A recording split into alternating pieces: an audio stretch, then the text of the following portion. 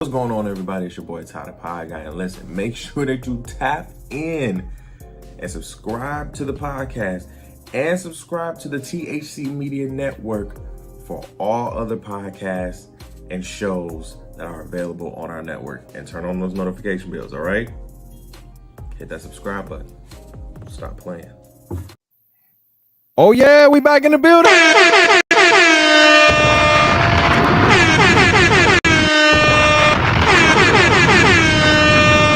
Baby, we here. What's going on, everybody? And welcome back to another edition, another installment, another episode of the Grinded Out Show. This is episode 8. We are back in the gunshots because we're gonna be ignorant today. Gonna be a little ignorant today, man. Listen, I got my boy. I'm so excited to have him on the show right now. Like, I don't think y'all understand how excited I got when he said, "Yo, I got you. I can come on the show." I'm like, oh shit. I have deemed him. There was once upon a time that I deemed this man on the Opinionated Brother our Stephen A. Smith, because he was that knowledgeable about the game of basketball and just sports in general. We got Post Up with Vince in the building. You feel me? Back from retirement. You feel me? No. Hey man, listen, if you don't understand, man, Post Up with Vince had a dope podcast, a dope show where not only was he discussing new daily news when it came to sports and everything that was basketball, but he was actually out here, really going to school gyms and high school gyms and getting interviews to get, like, this man was really out here. So, like, when it came to sports, especially on the independent podcast and content scene, I was always checking out Vince. You feel me? And even before that, him and Remy, shout out to Rem, you feel me? They had their own show where they was doing sit down basketball talks as well. So it was just like, I fucked with the whole thing, and that was, what was that, like 6 years ago, bro? About 6 years ago, man. 6 years ago, man. That's crazy, bro. But I'm glad to have active. Yeah, y'all was active for sure, man. I was like, damn, they out here, and Rem is still out here, still balling in these Los Angeles streets, these California streets and shit like that, man. Yeah, and he getting it, man. Yeah, man. I appreciate the love, man. I appreciate it. Hey, man, I'm excited to have you. I'm excited to be here, man. I told my fiance I was jumping on a pod. She said, "What?" I said, "Listen, man. The guy calls me. I say, listen, I'm gonna jump out there. I'm gonna see what's Jenkins, see what's going on. So I'm here, my guy. I appreciate you, man. Let me just say that's love. I appreciate it because I know this man is a busy man, and I know he definitely has things that he has going on. So to carve out some time in your schedule, I definitely appreciate it because I definitely want to know some things on your mind. Let me tell you something, Vince. The off season this season has been a juicy one. You feel what I'm saying? Okay. Listen. And before we get into everything, if you don't know what the Grinded Out Show is, this is a sports show, daily news show where we talk, everything basketball with little things in between from a common fan. You feel me? I ain't into journalism. I don't know. I just go off of critical thinking, a critical eye, and common sense. Sometimes I'm wrong, sometimes I'm right. But listen, we're gonna spit this shit. And this is why I got Vince here, because he always, for me, when I always heard Vince talk, it was never on a bias type of level. It was always being objective when it came to every and anybody he was discussing. You understand what I'm saying? And what we see now in this league is a lot of players, really NBA players, who really get upset about critiques of the objectivity of everything. Like, you're not playing well. And if we're pointing out that you're not playing well, don't get mad because you're not playing well. The tape is going to remind you that you're not playing well or that you didn't play well. Right. So I'm like, you got to understand, you know what I'm saying? This is no disrespect because I love everybody that we talk about. And so, it's just constructive criticism because, guys, sometimes I love you, but you guys can be sometimes prima donnas, and sometimes you got to re-humble yourselves. Sometimes the money makes you, a little prima donna-ish. You got to remember, like, you was once eating ramen noodles and shit like that, my nigga. Relax. You feel me? Relax. I be saying that, Vince. I be like, yo, post up. I be like, yo, relax, bro, relax. So, first thing I want to get into, okay, James Harden, right? So, James Harden. Wait. See, these glasses is fucking me up. I can't see what the damn. James Harden. Right. I'm telling you. James Harden is, as you guys know, is with the Philadelphia 76ers. And he just signed, I believe, a 2-year, like 60 something, 68, maybe $70 million deal extension or whatever. And basically took a $14 million pay cut. And so what I want to ask you, Vince, is basically, do you think that was okay on the part of James? Like, do you think that was a good play by him to take the pay cut? So maybe they could get a few acquisitions, to make a run for a championship next year? Or do you say player empowerment, get that money, you know what I'm saying? I've been here. In my personal opinion, I feel like he's trying to build with this team, and he's taking from the likeness of all the leaders of their team. He's not really a leader, but he's a high paid person on that team. Right. And they're trying to build something over there so that he can prove to everybody that been one of those ones where it's like, are you like what's up? Like, why you don't feel like being here? Right. But maybe his reasoning was that it was just like, public season, public perception all over the place, and he don't want to really win. So this move is showing that maybe he does want to win. Maybe he go to the right space and build. Right. And you know what? I hope so, bro. Like, for real. Like, I really do. Because you could call me a playoff James Harden basher. Right. You and everybody. You know what I'm saying? You can call me that. Like, I am. I will admit that to a degree. Because as great and as a generational talent as James Harden is, and I believe, was he on the top 75 list of all time? No, I believe. No. No. I don't think so. Somebody in the comments let me know if he was on the top 75 list of all time. But even if he's not, it's to the point, Vince, that you've been one of those top players for a long time, right? You started to decline a little after you went to Brooklyn because you wanted out of Houston. You got. He was on there. He was on there. Okay, so he was on there. Yeah, I didn't mean to break out stuff. He was on there. No. You right. No. So that kind of makes my argument even a little bit more valid here when it comes to him, in a sense where you're a top 75 player of all time. You're considered one of the greatest. You're one of the best offensive players to ever play this game, and your decline started after you got a little heftier because you didn't want to be in Houston. You got your way out of Houston. You got to Brooklyn. And then when you got to Brooklyn, you know, the Kyrie situation, yada, yada, yada, everything, you got out of Brooklyn and now you went to Philly. Here was my thing, Vince. In Philly, and I said, and I feel the same way about Kyrie when it came to Brooklyn after he got off his vaccination thing and they lift that mandate. Mm-hmm.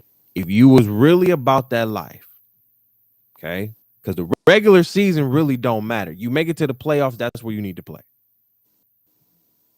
Yeah. When you especially when you're that guy. Yo, when you that guy, it don't matter if you won the AC, you need to come to play. There was a time where Steven Jackson and those boys beat the the Dallas Mavericks at the number 1 seed. They was the AC. Yeah. They were the AC. And came back and destroyed the Mavericks, who were the first in that's what I'm talking about. Heart right there. So when it comes to James Harden, I'm looking at him like I'm glad that you took this pay cut. Because I agree with you. It shows, you know, you wanna be here. Well, at least it shows that you want to be here long term and everything like that. Because if you keep playing the way that you're playing, it's not to say that the market is not going to be there for you, but if you cannot produce in the playoffs as you haven't been, it's going to be a thing where, okay, listen, bro, can we get regular season James in the playoffs? Or do we just count on regular season James and then, you know, we get whoever we get in the play? Because everybody was so during the playoffs between them and the Heat, even when Embiid went down, everybody was so harped on, well, James Harden only got like 12 points and everything. I'm like, but that's been playoff James for a minute. It's him. Vince, that's been him. Yeah. Yeah, like he always seems to shrink when the lights are their brightest. Exactly. A moment with him and CP, it was just like, bro, like you gotta, like you're one of those ones that people imitate on the on the strength, like imitate Curry, like the youngins, like they see him as an offense. He's an offensive threat, like right. The point where it's like, give me the rock and get out of my way. He's that he's that talent. But a lot of it was they let them play in the playoffs. So Harden doesn't get those ticky-tack fouls, which get him to the line. And that frustrates him. I figure out how to play through that. Like he's got to figure out how to, okay, let me tweak my game, because in the play, let you play a little bit more physical. The games count for things. And they just get your way. Like you're gonna have to fight for every bucket. And James has to learn. James has to learn how to alter his game and calibrate his game. Once he does that, then we can really talk about getting him some. Listen. When we talk about calibrating the game, and this goes right into the next segment. I love that. Because you talk about recalibrating your game, and James Harden is definitely capable of doing that, especially when he went to Brooklyn. We've seen it. Yeah. He can average 22 and 10 and still be effective and efficient as fuck. And we're not saying like, yo, you got to be 30 and 10. But when Joel Embiid is down, that's when you need to activate. Yep. You need to go Super Saiyan God or some shit like that and, go crazy. Right. You know what I'm saying? That's when you need to activate. And that's my only thing. That's my only thing. We didn't see this man get fat to skinny in a matter of God. I said, so what diet was you on? Because I need to know, bro. I need to know, bro. I need to know. Like, what diet was you on, V? Like, damn. Like, niggas was like, hold up. Nigga, you just had a gut, but this nigga had a gut putting up 35. Like he had a gut still putting up 35. You know what I'm saying? Like, so we know he's that good. Have that, yeah. And I want to shoot him some bail. He did have that injury. He did. But I mean, it still doesn't. It's like you said, it still doesn't take away from the fact of, you got to play with, and that's the playoffs, especially if you're one of those ones. You know what I'm saying? And you're one of those ones for real. And I think to your point, when you talk about recalibrating his game, again, he's recalibrated his game in Brooklyn. We've seen that. A person who I think is not going to budge at all when it comes to Lord Jesus.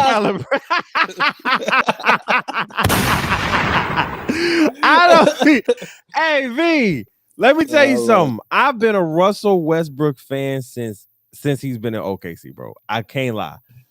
I've said, and you can probably call it blasphemy, but I'm in barbershops and I'm around my uncles talking about Russell Westbrook is my favorite player. He dope as hell. He one of the best players in the league. Yada yada yada. Niggas is looking at me like, man, that look, he going to the finals. Listen, Russell Westbrook again is another generational talent.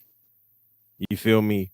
You ain't never seen somebody his height, his like explode like LeBron to the basket.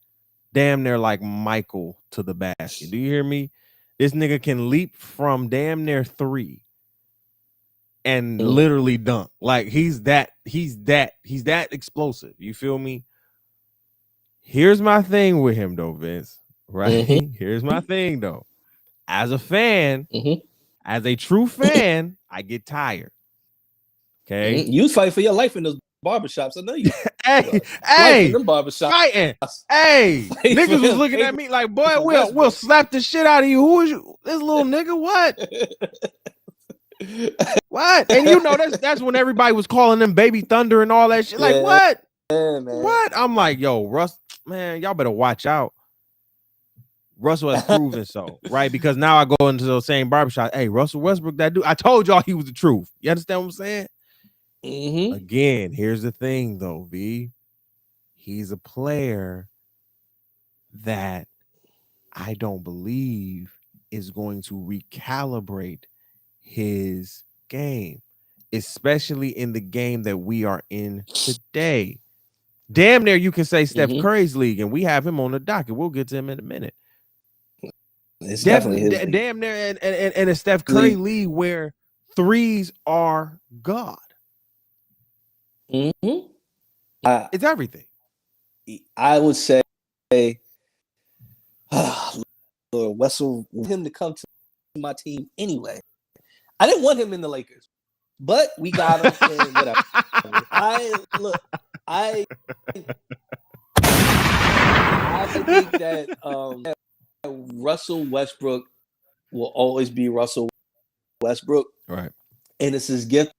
Like he has that heavy chip on his shoulder where it's like, I'm a prove supposed to be here. I'm a prove to you I'm supposed to be here.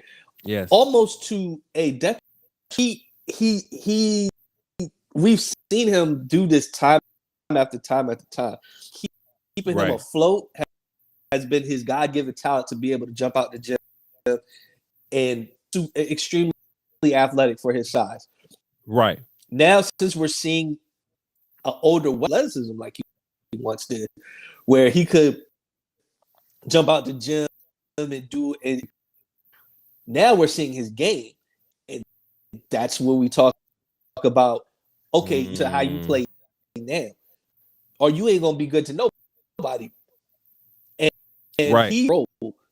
And that's what's killing us. Him in his career. Like he is going to play his way, and that's what's killing him in his career, you know. And he's seen success here, which is great, which hasn't been done before. So it keeps him in that, puts him on this list, this 75 players of all time list. It does all of that.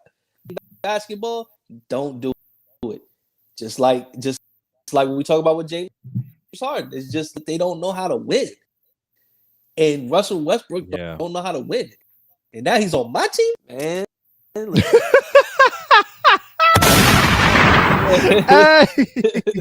Hey, Vince gonna keep saying that, bro. Hey, he on my team now, bro. Come on, man. Listen, man. I've been I feel since 1996, man. I've been a Laker fan since 1996. I get it. I hear you. I know a lot of Laker fans were turning heads and looking crazy when Russell Westbrook got there, right? They embraced LeBron, but when LeBron said, "Hey, we want Russ," what, nigga? What the fuck you said? What you say? Yeah. What Yeah. you say? Oh, okay. Man. And now we see Russ, in this kind of turmoil with the Lakers. He didn't have a great season with the Lakers. And because his flaws and, a lot of those things that kind of made him Russell Westbrook were kind of magnified to a now astronomical level when we talk about Los Angeles media, sports, everything like that.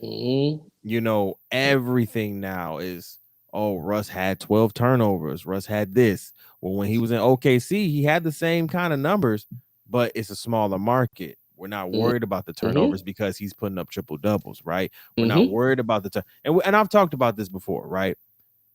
The triple double king mirrored the turnover king that is both Russell Westbrook. You understand what I'm saying? He's a turnover machine and he's a triple double king. Those two in the same breath can be true. Now, what does the future look like for Russ? I would say he's already opted into this $47.1 million contract. Do I feel like the Lakers want to keep him? I believe, and I definitely think I can speak for Vince when he believes that they want to trade his ass. You understand what I'm saying? They want him out of there. They want him out of there. You see him at the Summer League. Bron didn't want to look at him. He wanted. Oh man, damn, that was. Bron said, "I don't even want to look at because here's the thing. If me, let's say me, V, and Rem, right? We're forming a team. We're big three, and I'm Russell, and I'm coming over to the Lakers. Rem is AD, Vince is LeBron, and they're coming to me like, yo, we want you on the team, but it's all three of us. Y'all know we superstars and generational talents in our own right. We all gonna have to eat, but all of us are gonna have to sacrifice. If that's coming from LeBron's mouth, the first season, and you say as Russell Westbrook, and I can't say what he said because I don't know, but I'm just thinking common sense would tell me, hey, I'm here for us to win. You understand what I'm saying? I'm here for us to win. So I'm going to take the necessary precautions to make sure that we're winning. You feel me? That didn't happen. That didn't happen. That didn't happen, guys. He rolled ways of balling. Like it sounds good when somebody comes to you to play with a generational talent like AD and play with LeBron. It's like, yeah, of course I'm gonna figure it out. I know how to ball, you know how to ball here. Right. So we're gonna adjust. That's just how it is. But if you're so used to playing your whole career, you don't know how to adjust. And we're starting to see that it's necessary to know how to adjust. Yeah. KC, so he didn't need to adjust. You need to play like I play, or you out of here. Right. Because he was top dog. He was alpha. So he's like, you got to play how I play, or you out of here. You out of here. And then we start seeing a little difference when he went to the Rockets. Right. Him and Chris, not him and Chris Paul. Shoot, him and James Harden. Yeah. Well, this is how we play. Well, this is how I play. And now we don't know how to adjust when he has to go to another pond. It was cool when he was at that pond, which he's like, yo, I'm a guy. I'm trying to win. You playing around. Westbrook, it was still his pond. Now he's going on the other ponds, and he's got to learn how to learn a different method of swimming.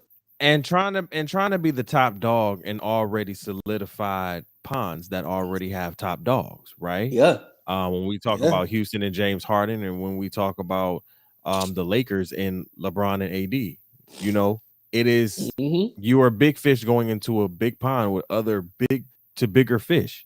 You have to adjust. You don't have the right to go. I did not like every time he went to the podium, he's saying something crazy out of his mouth. That's like, I'm like, bro, this ain't OKC.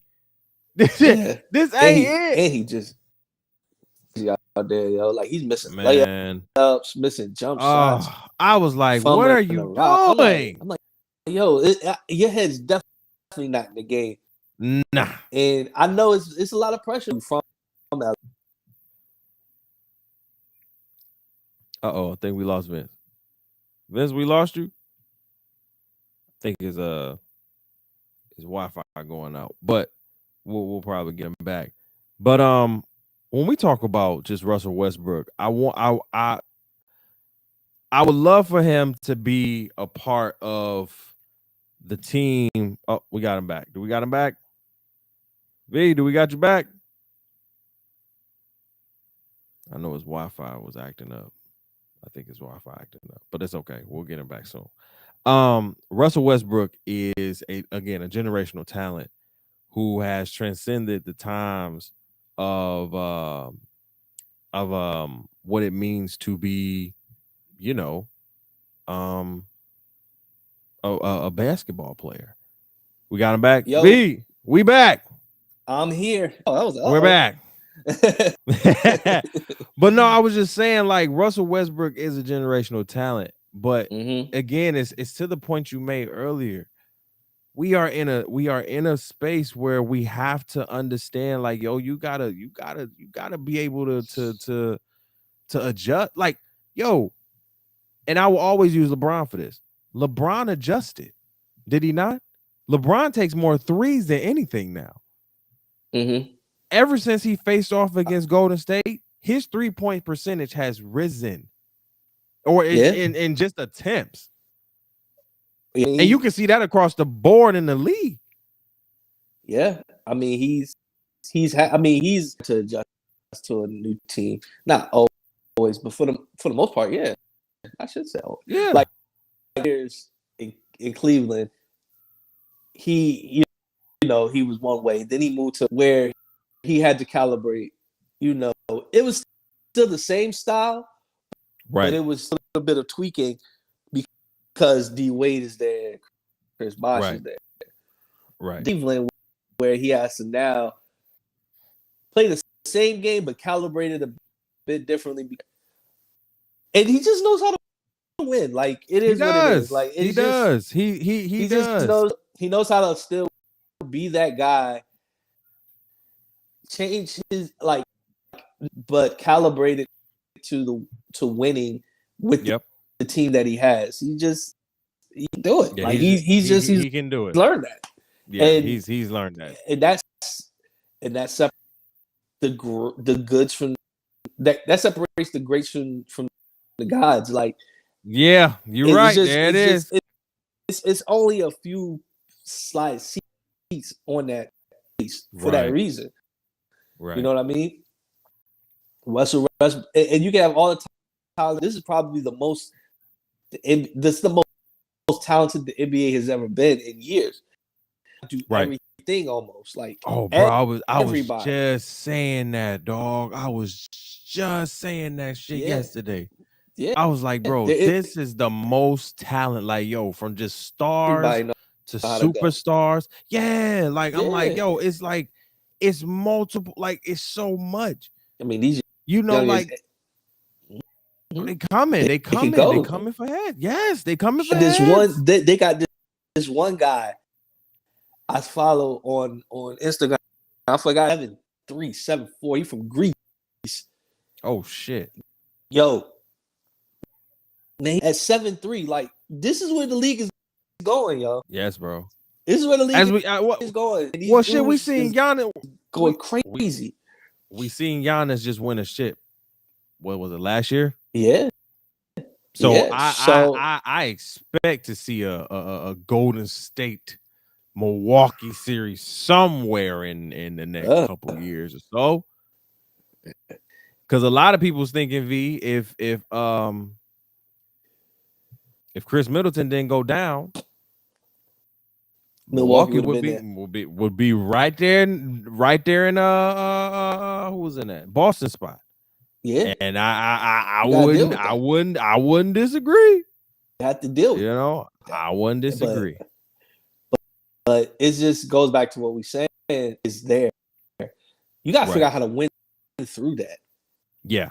You got to figure out how to win through that. If we all, what makes you different from me?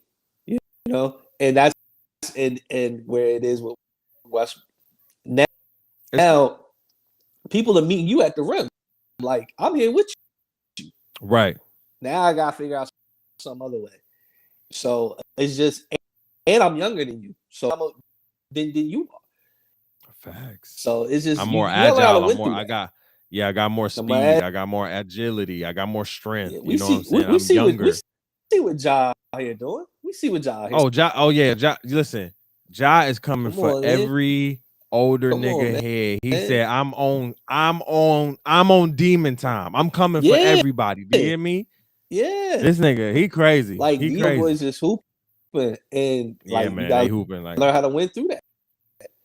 Gotta learn how to win through that. Hasn't calibrated, hasn't figured it out. And it's gonna be to his detriment that he, and I mean, you know, the money thing, it's hard to move him.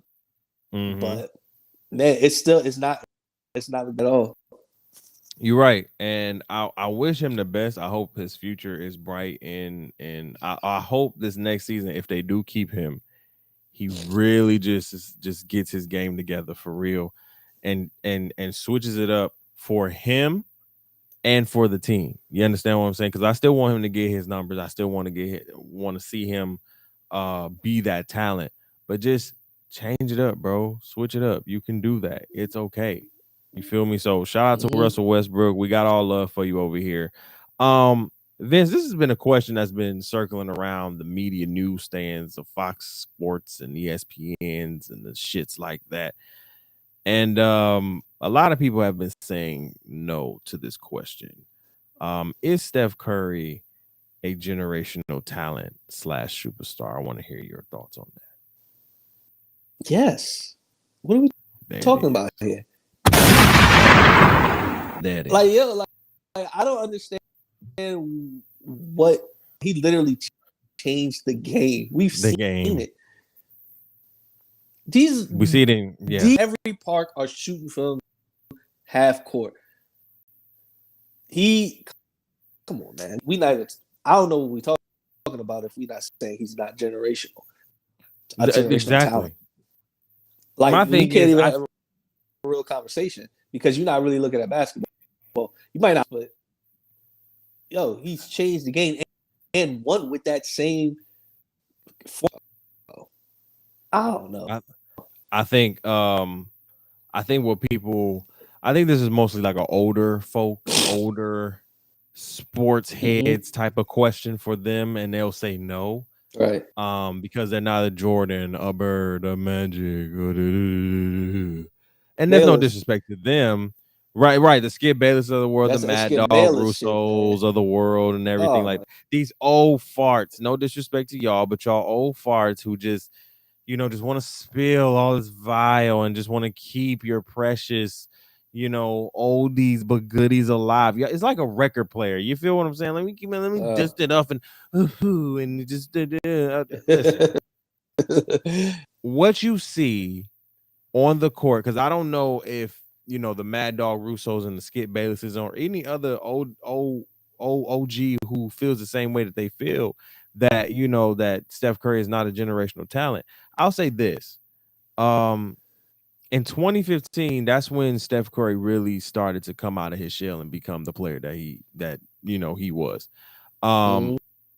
Everybody. Now I will say this: Skip Bayless did say, Steph Curry was that dude out of Davidson, and a lot of people were just like, "What are you talking about?"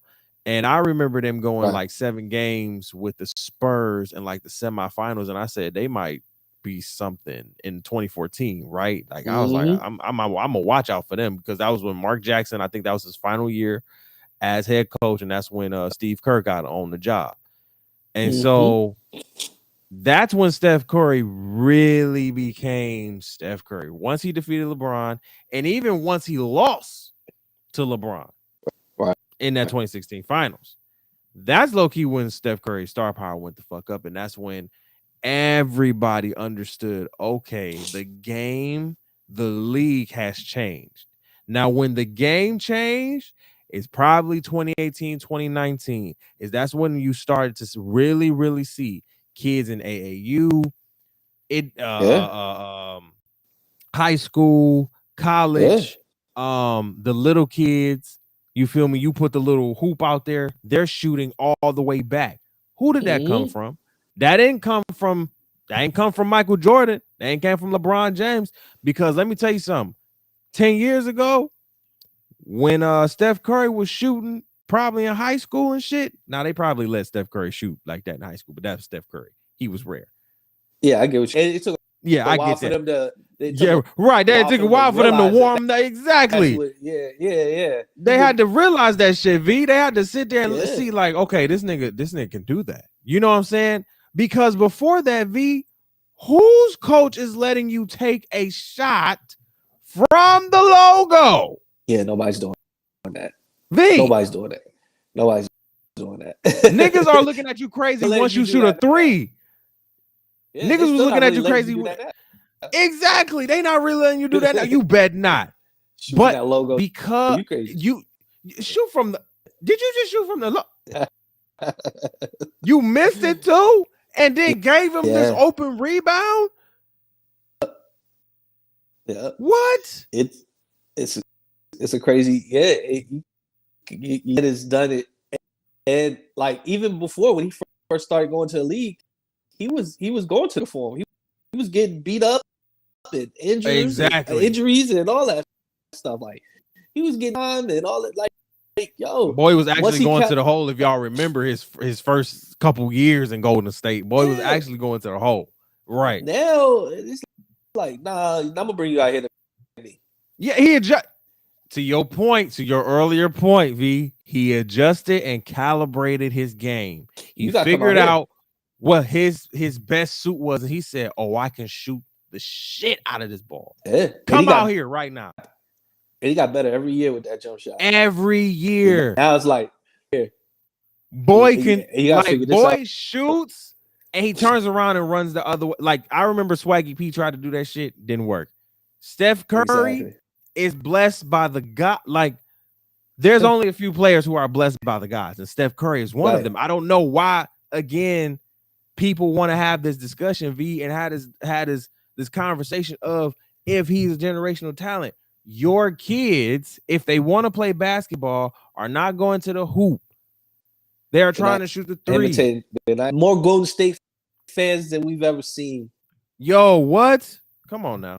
Come on now. I don't even know why we having this debate, this discussion. That's what I'm saying. And only generational talent to go and be Golden State fans and things of that nature. So like we love Michael Jordan like the next man, but absolutely Michael is up there. He's number one. Yeah. NBA keeps going. Oh, hey, you just want to hold on to that. I mean, and if it's not like Jordan, it's like if it ain't like Jordan, then it ain't winning basketball. But that's a lot. The game changes. If it don't make Jordan, it don't make sense. I would literally have to come in the league. Somebody had to literally come in the league and 7 or 8 titles and be like, oh, they're Jordan. They're Jordan. It's just like the game it's a different level of game. Everybody has the same now, and it's just the game evolves. The winners yesteryear. Wilt Chamberlain won 11 titles. Ain't nobody said nothing. Not Wilt Chamberlain. Right. My bad. Bill Russell. Bill Russell won 11 titles. I felt like Skip was going to jump to this phone. Right. Skip was going to jump to the... Yeah. 11. Oh, man. 11 titles. Yeah. And why? Because they'll say, "Oh, the game changed when Jordan was. The game changed when LeBron was there. The game changed when Kobe was there. The game changed. Jordan had to figure it out. He's getting crossed up out there. And he's 25 when Penny gave him the blues. He know what to do with that. He's like, he was like, whoa, shit. Yeah, these kids is fucking dribbling, nigga. What the? Wait a minute now. Hold on. Exactly. He was becoming that old dude, but that was okay because he was still giving up game buckets. Changes. But again, like you said, the game changes. But he knew how to win with that. He still knew how to win. Still knew how to win. Exactly. But the game changes. The game is going to constantly evolve. How it is, and these now we got to watch out for these 7-footers. Like it's they the truth. It's crazy now. They the truth. It's crazy. It's they the truth. Crazy, man. They can shoot the three. They've adapted. Like that's how that's how I knew. Yeah, that's how I knew. Like Steph Curry changed the game. When you have when GMs and owners are looking at the 3 through the 5, the small forward through the center, and making sure that you are adding a slight 3-point shot to your game because it is needed. I'm like, yo, that's crazy. That's crazy. Now you can even see with Giannis. Giannis can barely shoot the 3, but he'll go out there a couple times and be like, and knock some down, and niggas be like, damn, I shouldn't have never left him out here. First of all, don't leave no nigga out there. Yeah. Now you got the only one you can leave out there is Ben Simmons until you figure it out.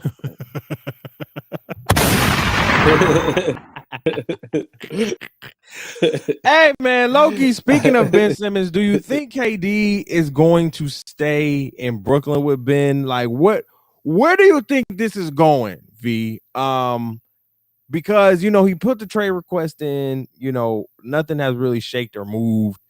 As I said before, the Rudy Gobert trade really offsetted the market, and everybody else has said it that, I said that, and you can just tell by the landscape, like, yo, you're not the Brooklyn Nets are not going to take chump change at this point for Kevin Durant because he's again a generational talent. You understand what I'm saying? And so, he's a 2-time Finals MVP, 2-time champion, 4-time scoring champion, one of the most solid offensive players that we've ever seen in the league, and he wants out of Brooklyn.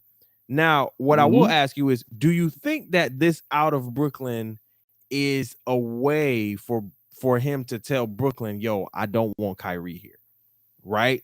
Because after, the vaccination thing, and after, I always believe that Kevin Durant just wants to play basketball, right? He may not be the leader that he says he is and everything like that, but I think he has the mentality when he's on the court to galvanize his troops and get them down there. You feel what I'm saying? I think when it came to this whole Kyrie thing, he put all his chips in with Kyrie. Kyrie fumbled the bag. Honestly, let's just keep that a bit. He fumbled the bag. Kyrie fumbled the bag. Okay.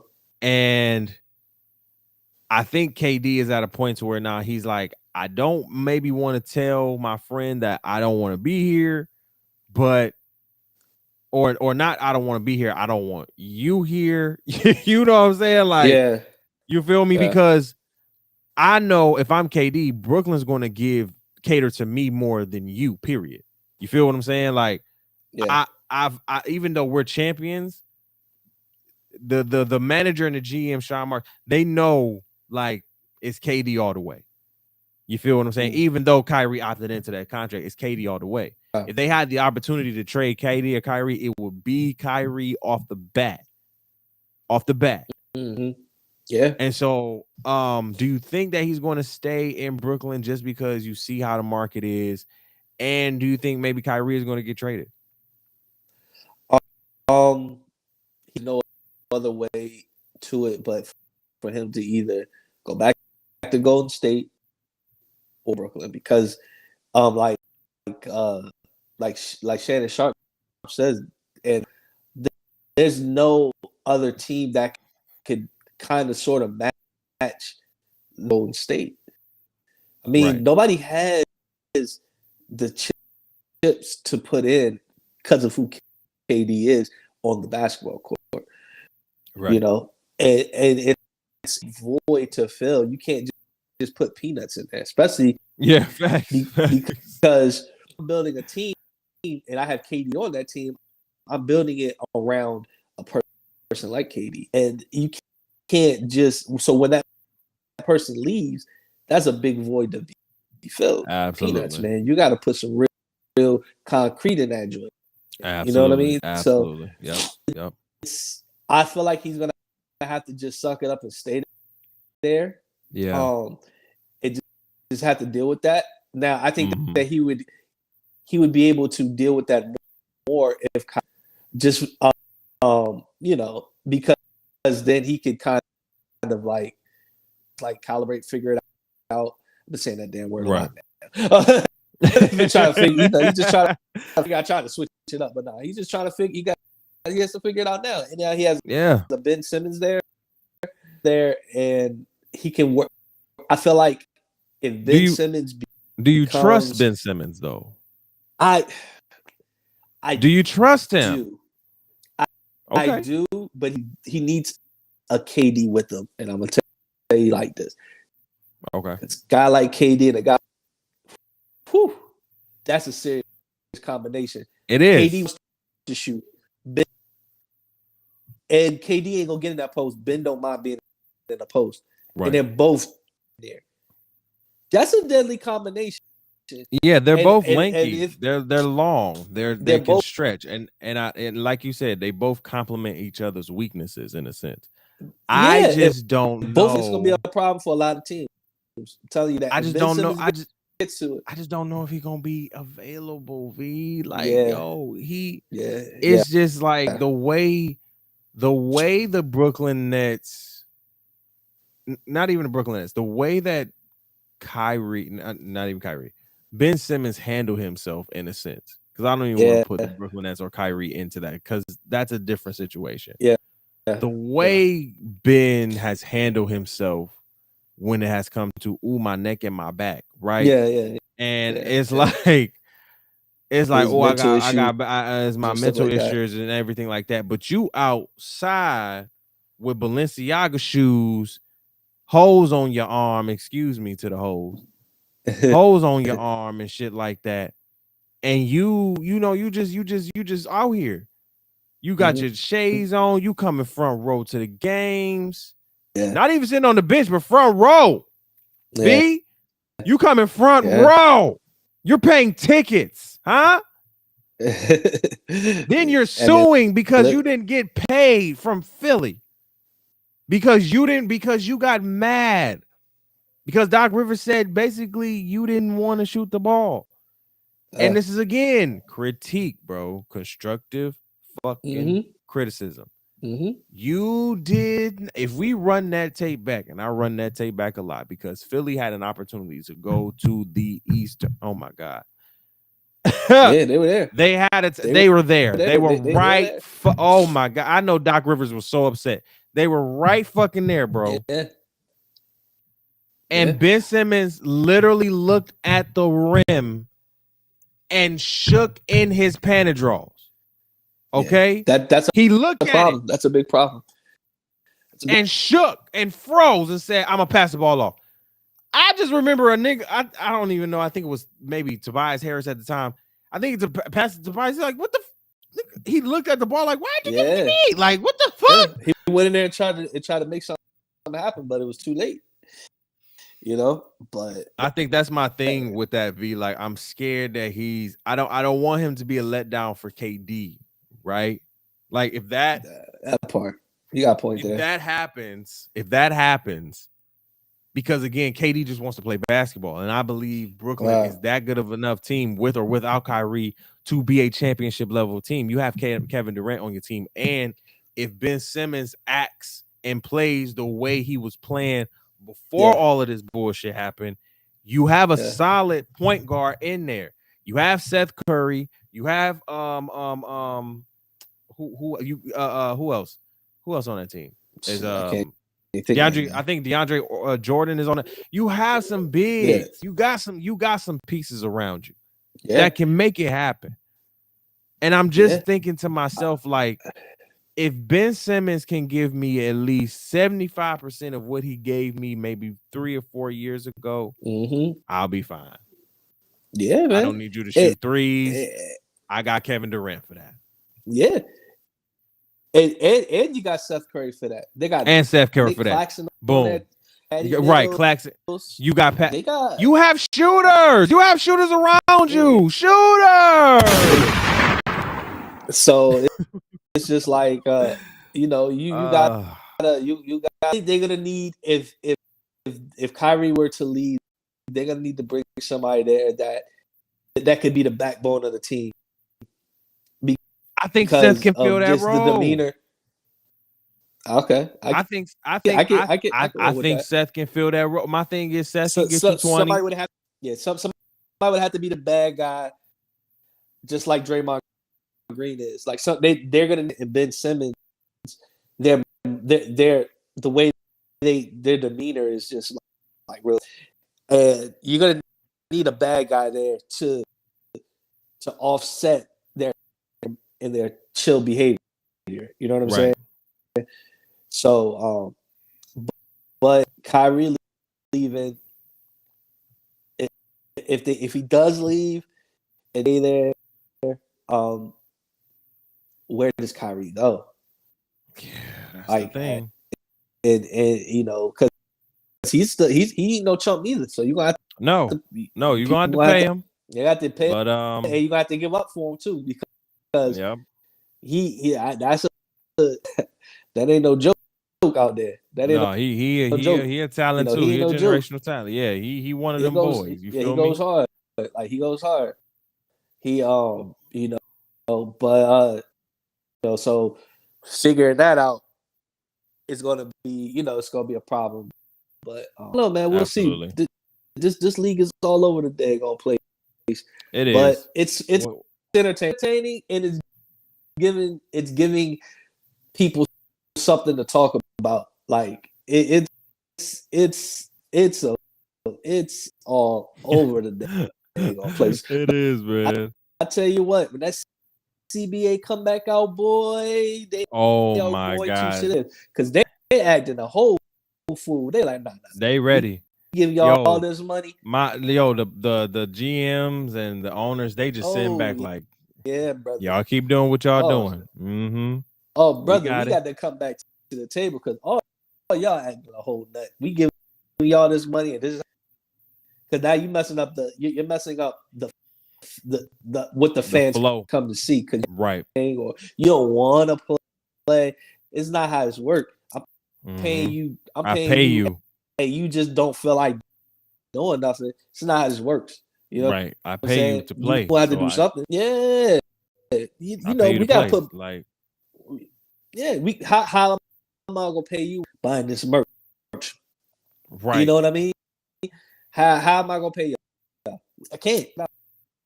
And I don't give it. If you're having a bad day, I get it. Go seek counseling. Times where just because you don't feel like playing with somebody that don't mean that you gonna just sit here and do nothing. You got to go. And I think that's what the CBA is gonna come to. These not in control for you not to want to play. Facts. Like it's ridiculous. I know it is what it is, yo. These kids, these youngins, they getting paid. They're getting paid, and they're not producing like they once did. No. So maybe they need to figure it out. It's okay. Like you said, V. The next CBA niggas are going to get a hard dose of reality. Just because a lot of people are not being professional. We've talked about this on the show before. A lot of y'all act very prima donna-ish when it comes to your again, y'all get these big contracts and you let it get to your head and everything. You get this money and then let it get to your head, and you think because you have your past play has decided your contract, you think you all that in the bag of chips. Well, I always say update your resume because now we get into a new season, new stats, new everything. Let's see what you put up on the board. You feel what I'm saying? So, like you said, the new CBA is going to be interesting. I want to I see be pay there. cuts. Man, they better have something live up in there. Cause boy, I see pay cuts happening. I see niggas crying. Niggas gonna be sick. They watch because they gonna be sick of that. They gonna be sick. They gonna be sick. I could be hurt when that CBA come out because boy, they not playing. They're not gonna be playing with them. No, not at all. You know, transitioning into another topic. Another person who wasn't playing was this lady right here. We got to give her some love. Yo, this young lady right here, Miss Sydney McLaughlin. I don't even know if y'all know her. I didn't even know her until last night as I'm watching her on YouTube. Okay, let me tell you. Now, again, when I see my black people just doing great things, you feel what I'm saying, especially in sports, I gotta highlight it. Now, Sydney McLaughlin held a world record for the 400 hurdles already. Right? Let me say that again. She held the world record for the hurdles, 400 meters already. Right? I believe it was around 52 and some change was her world-breaking record before she broke this one. Okay, she broke this one, and I watched her run back. Vince, she blew these girls out the water. Do you hear me? She was stationed in 6th place. It didn't even look. She didn't even look like she was putting in like 50%, bro. She just it was like a gazelle gliding or some shit. I'm like, damn, like, shorty got long, like shorty got legs. You feel me? So she's just jumping, and it's like it's effortless. It's nothing. Boom, boom, boom, boom, boom, boom. 50.6 seconds, bro. 50 seconds. You ran through about 10 hurdles in 50 seconds. 400 meters. What are we talking about? That's crazy. I heard these Olympics was jumping when it came to like the running aspect. Yeah, bro, it was jumping. Listen, Alex and Felix just won her last medal because she just retired. She won bronze in the world championship. Right. Congratulations. Congratulations to her. You know what I'm saying? And so when you have somebody who is so decorated like Alex and Felix, really stepping down, and you see somebody as a Sydney McLaughlin who's already, I believe, like a state champion. She's all these champions, world champion, Olympic medalist, I believe gold medalist too. Right. And she's now a world champion and world record holder in breaking her own record again. How now my thing is, V, put a picture back up. Hold on, let me see. She ran think about this, V. She ran the 400 hurdle in 50 seconds. Imagine if the hurdles aren't there. Like I can only imagine like people was sitting there like the announcers was like, okay, so she ran this in 50.6. Okay. 50.6 seconds with hurdles. I want y'all to get that. Like hurdles are like they supposed to stop you from, you know what I'm saying? Yeah. You gotta keep consistent speed when you hurdling. I've never done it because it ain't my thing. It looks difficult. But hell yeah, it does. And for her to do it in 50.6 seconds is crazy. So they were like, put the hurdles down and let her run at full speed. Because they were saying, Vince, I don't think she was even running at full speed. Again, she looked like a gazelle running. It was crazy. I was like, and she had to sit down real quick and just breathe and like, did I just run that? Did I just do that? Yeah. Like she was just looking distraught, like, oh shit, like, yo, I did that shit. Yeah, like, yes, girl, you did that shit, bro. Yeah. That shit is crazy. Man, that's special, right? And to beat your own record. to beat your means own. you know, yeah. That's that, and I guess we see where the track space is going. Yeah, I didn't see it, but like I said, I heard that the Olympics, the track, and now, when I see this information, it's just like, yo, I'm gonna go back and watch it. I'm gonna definitely go back and watch it and check it out for because sure. this is history, right? There's a new talent emerging. Yeah, I think she's one of them ones, and now she's just outdoing herself, and now the common folks like myself, who she is. So it's only up from here. She's another generational talent. That should just be the episode title for the damn generational talent, because we have so many generational talents on, calibrating the generation. You feel me? Like, yo, like that should just be the title of the episode for real. Because listen, Sydney, like the fact that you ran that in 50 seconds is crazy. So to me, when the common sense in me tells me put the hurdles down and let me see you run a 200. Let me see you want a 100. Let me see you want a 400. You feel me? Yeah. If you can run a 400 hurdle in 50 seconds with not even putting maybe even 50% of your back into it, let me see you do it on an Olympic stage with 110, 150% of you. Oh my God. I listen. Yeah. The track and when it comes to the world championships and the Olympics, the track and fields are always my favorite to watch. So I'm excited to see what Sydney does. She's going to be one of those ones we definitely watch out for. Oh, they got to pay her. Oh yeah. Oh, they gonna pay her some money. They need to send the bags, all the bags. Sydney don't run. Sydney don't run unless they paying you, sweetheart. Period. Don't run unless they pay you. I mean, they better drop bags. I mean, drop them on the ground. Woo! Listen, before we get out of here, we're going to talk one more thing. Vince McMahon, the now former CEO of WWE, is officially retiring. He is officially retiring at the age of 77.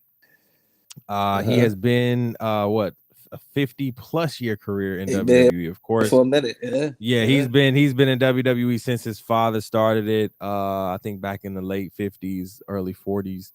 You know what I'm saying? And he's kind of been at the hip. You know what I'm saying? So, he's been in the wrestling business all his life. And with WWE, he's been the chairman of the board. CEO for close to 30+, maybe 40+ years at this point.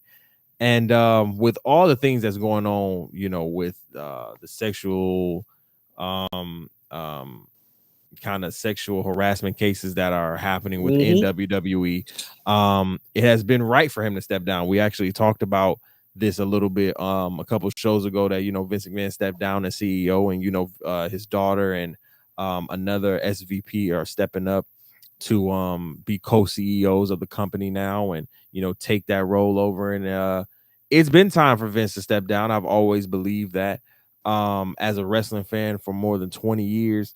Am I sad? Hell no. I graciously thank Vince for all that he has done for the WWE. I thank you for signing talent that has been great. To me, WWE and Vince McMahon always had a 50-50 relationship with me. It's always been like a good and bad relationship, because they always, got talent from other places that I love, like TNA, in New Japan Wrestling, NWA, and everybody, and they wouldn't use them well. You know what I'm saying? Because the writing team over at WWE, the creative team, wasn't good, and they're still not good. I will always say that to this day. I've been saying that for 20 years.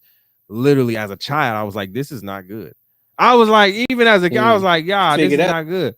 You figured that out early. You was like, early, bro. Like when a character wasn't good, like you like, what the fuck is this? Like, yo, change it up. Like, and it's amazing just to see how long he's been in his position. He's given a lot of people a lot of jobs and everything like that, and just put a lot of people in positions of power to succeed. So shout out to Vince McMahon. He had a tweet that he, let me see if we can bring up the tweet.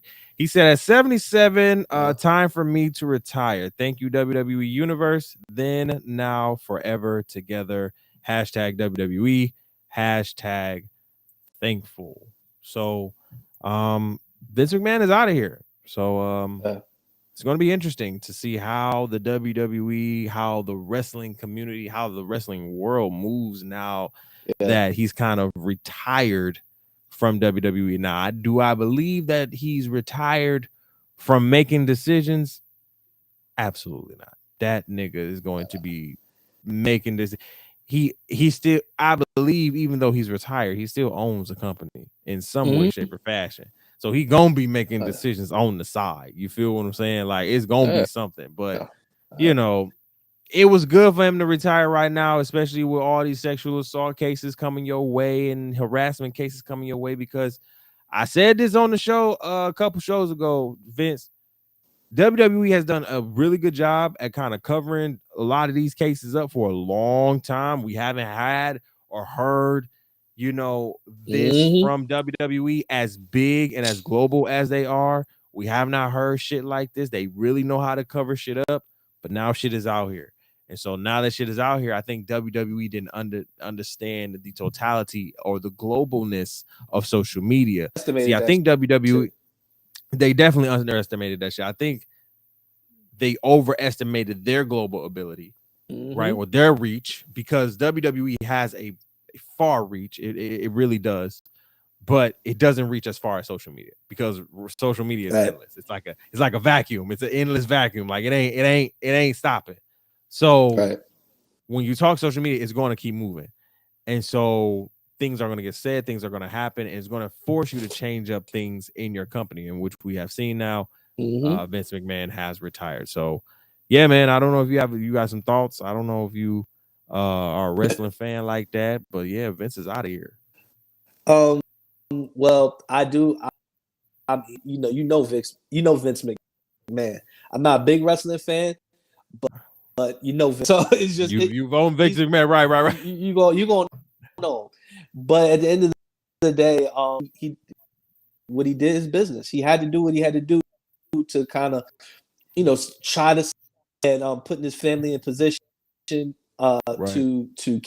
keep the thing going.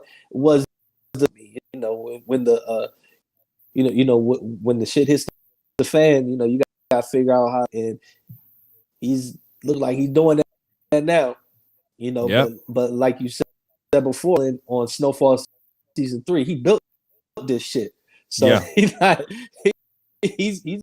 when it comes to like at least delegating and he's gonna start his finger on it, off the record, off the off the books type shit. Right. He gonna be there though. He gonna be there, but he ain't gonna be there. So exactly. He gonna be there, but he ain't gonna be there. All right, man. We're about to get out of here. I appreciate Vince for coming through. Let me get Vince McMahon off the screen. There we go. I appreciate Vince for coming through, man. Are we expecting anything new coming from you? I know Vince is a working man. You know what I'm saying? He be out here, so listen. What we got coming, man? Like I have been trying to put some things together. Right now I'm just been on my right and working, but I'm probably gonna start the pod up again. Just been thinking about like everything is kind of settling now, so I'm able to kind of put a little carve. So yeah, maybe again I may have to jump on there and because basketball is gonna always be a part of me. For sure. I'm always have my opinion, and I'm always want to express that opinion. So yeah, you might I'm not, it's nothing in concrete, but for sure you will be one of the first to know. Bad, absolutely, man. But I mean, my old stuff is still on the streaming platform. It's there. Post up with Vince, man. Yeah, I ain't got the page up no more. The page content is still in the atmosphere. Y'all can go on Spotify, Apple, all the platforms. Yeah. So right. if you want to check it out, it's there. All right, we appreciate you, Vince, man. Thank you for coming through, dropping some knowledge in the building. And to everybody that's coming to the live and those for listening right now, we appreciate you so much. Make sure that you tap in to the THC Media Network. I believe we are close to 250 subscribers. I believe we're like a subscriber away. So listen, if you haven't subscribed, just go ahead and be the 250th. Okay, stop playing with me. You feel me? Stop playing. Don't play games. You feel me? Hit the subscribe. You feel me? And let's get past 250. Let's get 300. Let's get to 500. Let's get to 1,000. You feel there me? We go. We're gonna get there. Let's get to 1,000. Let's get to 1,000. You feel me? We get to get to but, that milli. You feel me? All right, y'all. We out of here. All right, y'all. We out of here, man. I love y'all. Peace, love, and hair grease. This has been another one. And we out. Peace.